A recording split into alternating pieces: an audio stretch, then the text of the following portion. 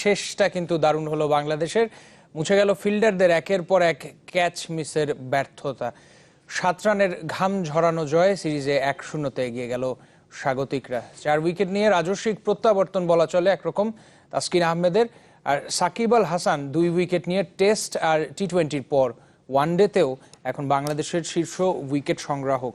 বাংলাদেশকে 265 রানে all out করে ব্যাট হাতেও দারুণ শুরু করে আফগানরা, কিন্তু 68 রানে শেষ 8 উইকেট হারিয়ে গুটিয়ে যায় 258 রানে।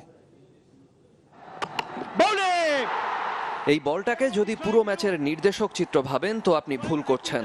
দিন শেষে জিতেছে বাংলাদেশ, কিন্তু সেই জয় কতটা তাৎপর্যপূর্ণ সে প্রশ্ন থেকেই যাবে।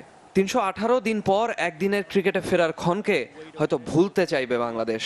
পুরো ম্যাচে বাংলাদেশকে লড়তে হয়েছে নিজের সাথেই।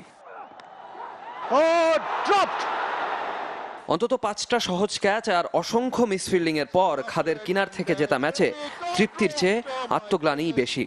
46 রানে 2 উইকেট হারানো আফগানরা ম্যাচের নিয়ন্ত্রণ নিয়েছিল হাশমাতুল্লাহ শাহিদি আর রাহমাত শাহের কল্যাণে। তৃতীয় উইকেটে আফগান রেকর্ড 144 রানের জুটিতে দলকে 190 রানে রেখে যখন রাহমাত শাহ ফিরেছেন, মনে রাখার এটুকু ওই বলটায় দেশের সর্বাধিক ওয়ানডে উইকেট শিকারী হয়েছেন সাকিব আল হাসান। এখান থেকেই বাংলাদেশের জয়টা হয়েছে অভিজ্ঞতার। বরাবরের মতো ডেথ ওভারে নিজের কাজটা সেরেছেন রুবেল হোসেন, আর তাসকিন আহমেদ জবাব দিয়েছেন পুরো ক্রিকেট দুনিয়াকে।